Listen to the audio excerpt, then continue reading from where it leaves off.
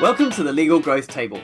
I'm Andrew Hutchinson. And I am Barbara Koenen-Geering. And together, we are your hosts.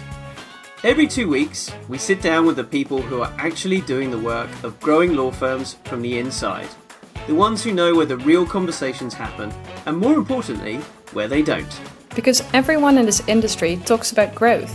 Very few talk honestly about how it actually happens. The politics, the resistance, the things that didn't go to plan. That's what this table is for. So let's get into it. Today we have the pleasure of speaking with Jean Muller, Executive Director Global Markets at Khaitan Co. Jean, thank you so much for joining Andrew and myself today. We are very happy to have you on our podcast. Before we jump into all topics around growth, which we're very excited to discuss with you, would you please introduce yourself to our audience? Absolutely, and pleasure to be here, Barbara and Andrew. I'm Jean Muller. I'm in charge of international coverage for Khaitan Co, India's largest law firm. I've been with the firm for about 12 years in various functions around BD, strategy, and management. Prior to that, I was working with the French government as a diplomat in various markets around deal-making, regulatory hurdles, and lobbying. Excellent. We're in for a treat today. So when we discuss growth, we can think in many different ways, shapes, forms that it could take. So today we would like to tap into opening up in new markets, which we know you've got all the experience in. So what would you say when you see law firms sort of like look to new markets? What is the first thing they need to do from your experience, and how does such a process work, and why would that be beneficial? Because I already have a million questions in my mind around the topic, and I'm sure Andrew does as well. Well, for context, as a firm, Khaitan has about 1,300 lawyers today, an overwhelming majority of them in India, where we've got 8 offices and 1,290 lawyers. I had the privilege of opening our first and so far only international office in Singapore 5 years back. The thought process at that time, and indeed the same thought process applies today when we evaluate new markets, has to be around long-term viability. It is an investment to venture into a new market, and therefore it does take time to pay off, even if you get it right. It has to be an evaluation of both the supply of talent and the demand for your services. We faced instances in the past where we believed there was large enough an opportunity set in a particular market, but not enough talent for us to hire and cater to that demand. And therefore, unless you've got both sides sorted, you'll have to figure out whether you've got the right resources within your firm to relocate to that new market. Even if you find talent to meet the opportunity set you've identified, how do you ensure cultural integration, and you make sure you don't build or create a firm within a firm with that new office, new market? How do you make sure you build a cultural bridge to understand the local markets and stakeholders in that new environment, rather than just going at it with, say, an Indian mindset of how things work back home in India? And overall, maybe the biggest challenge, how do you align internal stakeholders, say a number of your partners, to make sure that they see value in growing the pie in that new market, even if it impacts short-term profitability? So what's in it for them? How do you align them? How do you make them see the bigger picture? It's probably the hardest work when you try and convince your partnership to venture into a new market. That applies to new markets geographically, but also applies to, say, new service lines or new cities within your home jurisdiction. It's really interesting, right? When you talk about geographic, building your geographic presence, oftentimes firms think about a merger, right? How do we go find a local firm and then bring them into the portfolio? And that's how we do our geographic expansion. Now, presumably you could have done the same and it sounds like you went in a different direction. What was some of the thought process from that perspective? I guess one first needs to be clear on services you intend to provide out of a new market. I mean, we are an elite independent Indian firm and we only provide Indian law services. So venturing into a new market means a beachhead for us to get closer to clients, showcase our expertise as Indian lawyers, and cater to their cross-border needs inbound into India. There was no way we could acquire a firm based in Singapore that would either provide Singapore law services or international common law, big English or US law out of a Singapore hub. Where your question sort of applies to our business is when we look at new geographical markets in India. So expanding into a new city in the country, which is as vast as a continent. We've looked at acquiring firms in the past. What we found is that we've got better chances of long-term success if we hire teams and amalgamate them with homegrown talent, people carrying our firm's DNA and oftentimes relocating from other larger offices. And so if we're able to combine homegrown talent plus local experts, that's proven to be the best winning combination for us. We've indeed done the same here in Singapore. Shortly after I moved here, one of our homegrown partners from Mumbai moved to Singapore as well. And only after that did we start looking at lateral talent. Yeah, I think that point is really important. I think there needs to be like some steady base on the ground, right? For you to be able to not only integrate, I think, culturally with the homegrown firm in this case in India, because you don't want this to be like a firm going completely off on a tangent and develop its own nature and culture and based on the people that you manage to attract in a jurisdiction that is just different from your home jurisdiction. The other thing I would say, when firms are also looking to expand geographically, we see this a lot now here in Dubai, actually, where we've had, even over the last 2 weeks, we had, I think, about 5 firms opening an office, and firms from India, firms from the UK, mostly from the UK, having their opening parties. Literally almost every other day there was another one. So there is something there. I can see that. But I also find before you make that move, what is happening in the background? And what role have you played, and can we and business development and marketing professionals as well play within that strategy? Because it's obviously you have to weigh out, if we're going to set foot in the door, aren't we going to, bite the hand that feeds us? Because you have initially been there, usually because of referrals, for example, from other firms.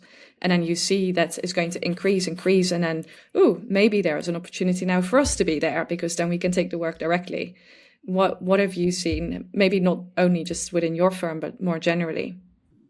It is critical that our positioning be understood by local market participants as a firm they can collaborate with and not compete against. When we opened in Singapore, we had to reiterate that message and assuage concern from local law firms.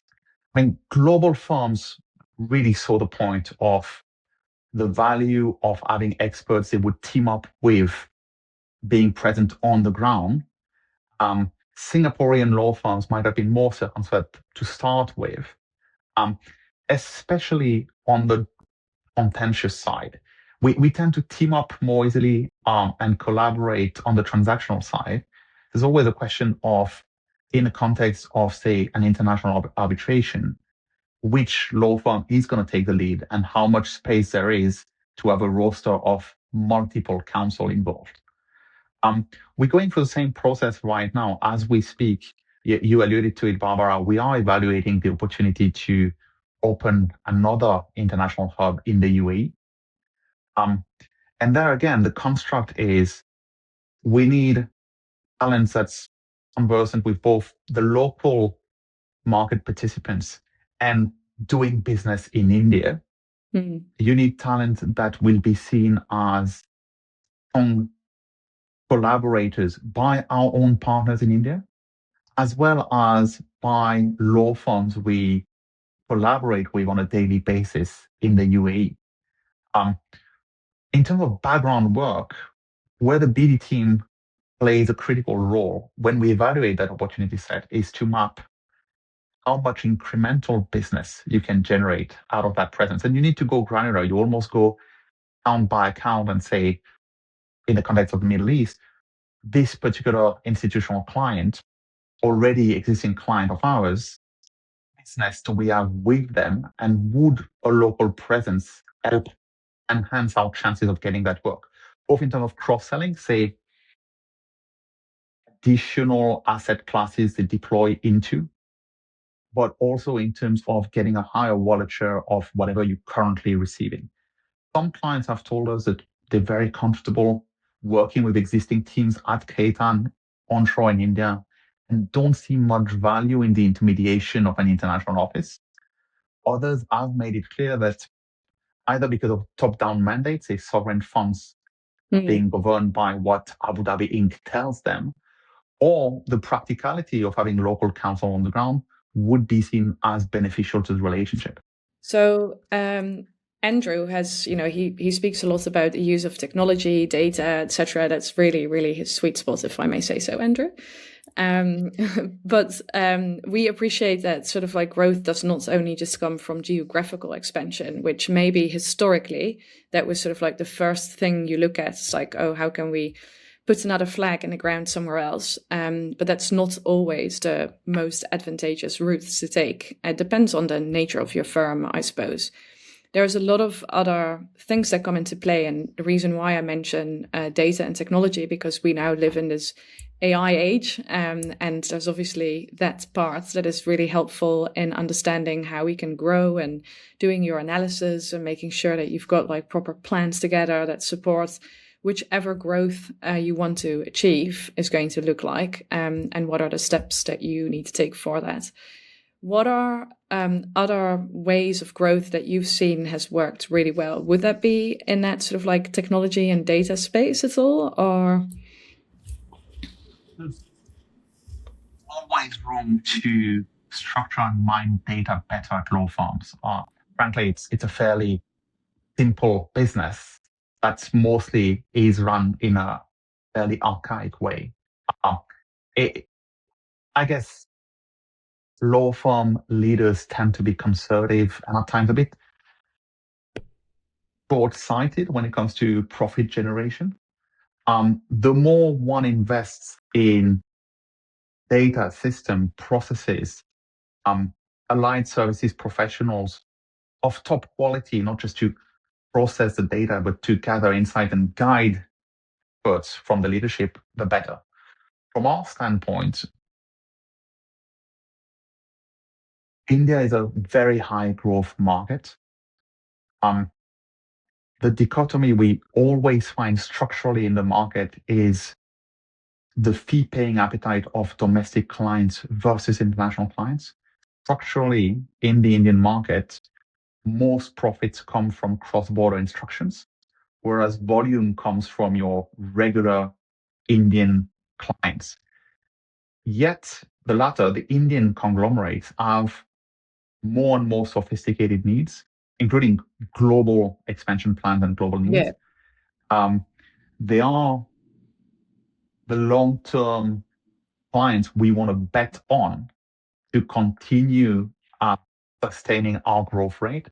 And so when we look at data, it's all about finding that balance between sort of cyclical instructions from overseas with a higher cost of acquisition but higher margins, and deepening relationships with corporate India that is meant to help us face one of our biggest challenges, which is market liberalization.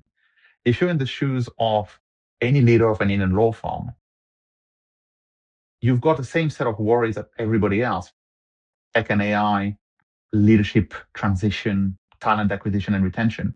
But on top of that, you've got to go through a phase wherein our existing legal oligopoly will disappear. Today, you've got a handful of firms dominating the Indian market, no international players coming in.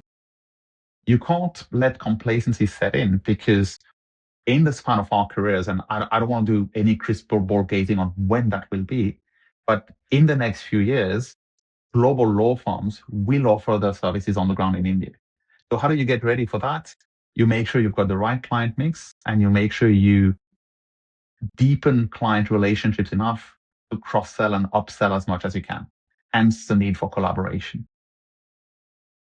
It's really interesting hearing you thinking about the Indian market, because it is quite unique, right? In as much as it is it's a pretty closed door, as you say. If you're going to do legal work in India, you're doing it through an Indian firm, and so as a firm of your size, if you were to take you and put you in another jurisdiction, what you're really trying to do is just grab as much of other jurisdictions as you can from other big firms.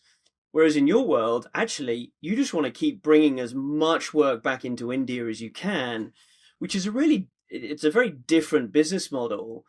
But I think what's interesting about what you said is you're then juggling what, and I was talking to somebody recently, we were talking about a top 10 US firm who very much deals in that mid-market.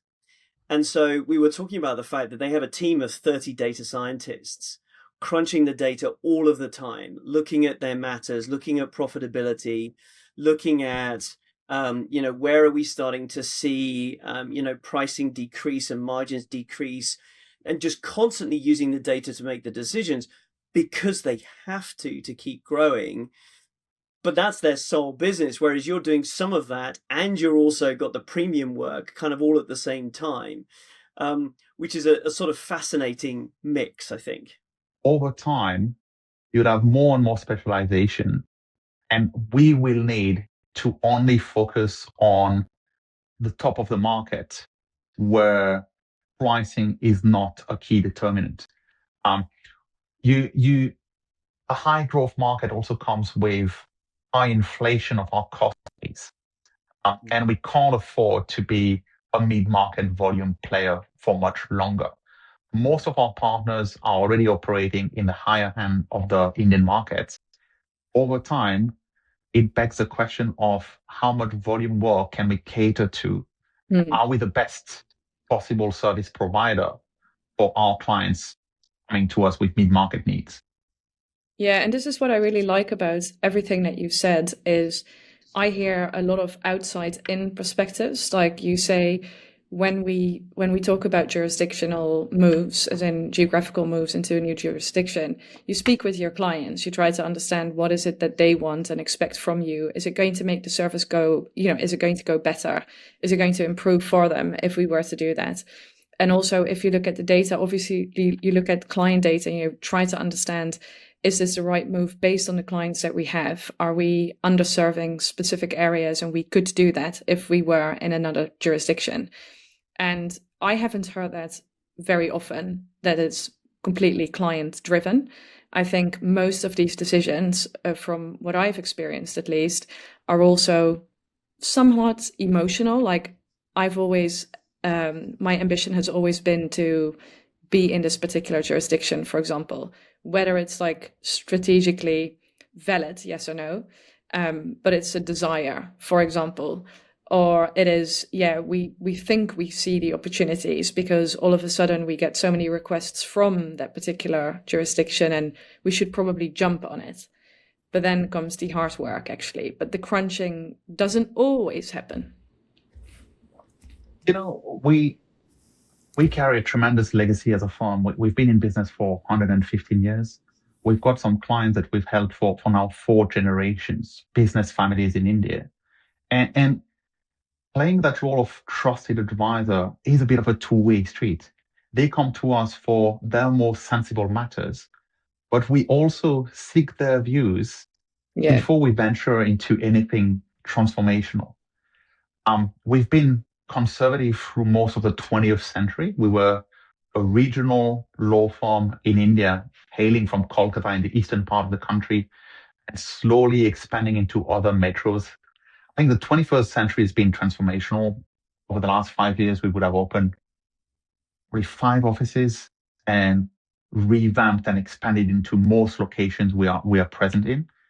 Whenever we do that, there's no coming back. It tends to be very long-term decisions, investment that are thought through. Opening new offices overseas is something we've looked at for the last 15 years and eventually implemented 5 years back. We just spoke about the UAE. We've seen the market emerging as probably a natural next destination as a long-term hub, looking at the momentum of that market, looking at the momentum between India and that market, and hearing feedback from our clients, both in India and in the GCC, on how we could support them better. I'll take another example, Barbara, that somehow validates your statement. Emotionally, it would have been natural for us to open in London a few years back. Yep. That was at that point of time where a maximum number of our instructions would come from. Yet the direction of travel was evident. It was international law firms, bankers, private equity funds moving east with regional headquarters in Singapore, Hong Kong, some of them with boots on the ground in India and key decision makers empowered there. And so it could have worked as a short-term boost to our revenue generation and profits, but we didn't see it as a longer-term viable opportunity, and therefore we gave it a pass. Yeah, well done on that. So I want to shift this conversation slightly to a topic that is usually the elephant in the room. And now that is partner remuneration and how that ties into law firm growth. Obviously, we have talked a little bit about culture within your firm, especially in relation to geographical expansion. But I would really like to hear from you, because I know you've worked on the change of remuneration projects within your firm. But it would be really good to know, how does remuneration, those models, behavior, generally compensation, support law firm growth? We know that there's a lot of different models that exist. Andrew, you work mostly across North America, so I'm sure you've got really interesting views from the firms that you've worked with and how that has sort of like supported growth. But what is your take on that, Jean? Every law firm will have to figure out what works best for them. Looking at culture, looking at what their peers are doing in the market, looking at the demographic of their partnership. As far as we're concerned, with long-term profit growth as an objective that could be achieved together. And therefore, it's all about how you grow the pie rather than slicing it. We have a very sophisticated, I dare say, compensation structure for partners. It's a modified lockstep, essentially, but looking at a variety of parameters to make sure that we evaluate and reward behavior, that we encourage collaboration, or indeed penalize behavior that's not deemed in accordance with what we're trying to build. You see less variation in year-on-year take home because we're trying to look at longer-term trends and reward intangible contributions to some extent. Of course, you've got that balance to be found between collective success and maintaining hunger of very driven partners who generate a disproportionate amount of opportunities for the firm and need to be rewarded accordingly. So it's not an easy job for members of that committee. I don't envy them looking at how we slice it. But the core philosophy has to be long-term collaboration and firm first, essentially. It's really interesting because I was talking to somebody about this week, and we were making the correlation between, not that partners would like us to make this correlation, but between, lawyers in law firms and salespeople. We have the same problem in sales organizations, right? Which is, how do you incentivize the behaviors that you want? And so often organizations get lost in, well, I don't want to pay this, and I don't want to incentivize that, and ultimately it comes down to, I don't want to pay them the money. But actually, salespeople like many lawyers, are driven by money ultimately. And so building a structure that is designed in the way that you've described to achieve ultimately your goals, short, medium, and long term, I think that's important. And I think so many firms struggle with it. And I wonder how much of that comes down to culture, but not just culture, the belief of everybody that's going in that we're all going in the right direction. And you've said some really interesting things about the firm and how the firm functions, and intentionality around how we go build a new office, and how we take people who understand the firm and we put them and we surround them with new people and all those sorts of things. So you're taking the culture of the firm with you everywhere that you go. And what's interesting about what we see in other jurisdictions through acquisition of firms, through hiring of big lateral teams, you're bringing lots of different cultures together. And I remember talking to somebody recently about a US firm, and they said, yeah, we're basically just a collection of regional firms under one brand. And the different regional firms aren't all made equal. And so you might say to a partner, hey, you should be pushing work out into these jurisdictions. And the partner's like, no, because that team I know isn't very good. And so, of course, I'm not going to farm any work to them. And so that intentionality that you talk about, that really comes from the top, from the culture that has evolved over time, is such an important message. Because without that culture and that unified direction, you struggle to think about things like compensation. With growth comes a bit of cultural dilution. When I joined the business 12 years back, we had about 275 lawyers. So we've added more than 1,000 lawyers in that decade plus. Yeah, crazy. A number of them are laterals. And of course, they come with different value systems from their earlier organizations.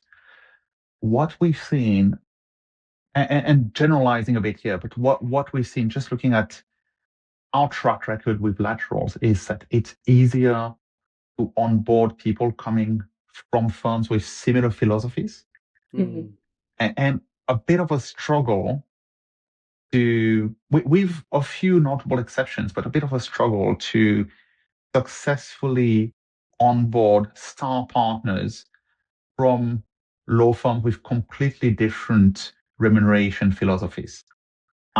If you've been used to successfully operate in an environment that rewards individual performance over everything else, moving to a more collaborative platform might be a bit of a challenge. Yeah, I think if the driver is always what's in it for me, then you may have to conclude it's probably not the right firm to join. And I think that's why with everything that we do, right, whether it's remuneration, compensation, or even going into other jurisdictions, I think the core essence needs to be like the value system needs to be well understood within the firm, because it's very simple, actually. It's like personal relationships. You only match with someone because you've got similar values. If you don't, you might match because you think you like each other and you are attracted physically, but it's not going to be sustainable. There will be a point where the values are going to clash. And I see this happen in law firms as well, especially when you hire laterally, as you both said.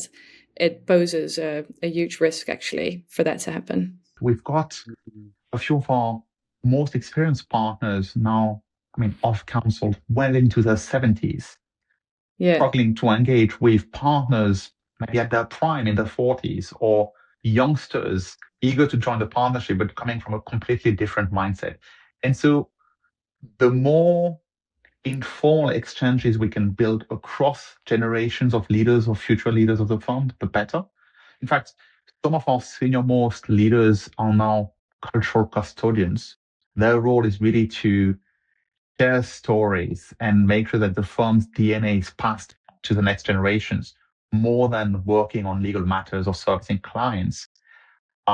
We also ensure that junior leaders, future partners, are groomed by sponsors within the firm who have that sort of legacy tenure with us. Well, and I was just thinking as you were talking, Jean, you think about the clash. You talked about this, Barbara. You can work together, and but then eventually you get to a point where actually you realize that you're not similar at all, and you need to go, in your separate directions. And Kingwood Mallison is a great example of that, right? They have been together for and I forget how many years it is now, but they came out recently and said, we want different things. Okay, and so you saw that eventually they went, they went their separate ways, and you saw, I think, some of the sort of early signs of that, some of their challenges in Europe, and they couldn't come to agreement on how they were going to support Europe through some of those challenges. And we see a lot of this right now, right? These big mergers that we're seeing. And it seems great on the face of it. You're going to bring these two big firms together, but how close is that culture, and is that really going to be successful? And I think it'll be interesting to roll forwards in 2 to 3 years time and look back on some of these big mergers and say, were they really successful? I can't comment on mergers or alliances because we don't have any track record in that space. But even when it comes to lateral integration, when we look at empirical data, it's not about underwriting the business case for a lateral to join you and portability and crunching data is the easy piece. Really, the challenge is about how do you, once onboarded, how do you support them to make sure that they integrate with the fabric of the firm. And having done a few such postmortems of lateral moves that did not go as planned, oftentimes we shouldn't point fingers, but really look at ourselves and what we could have done better to integrate them.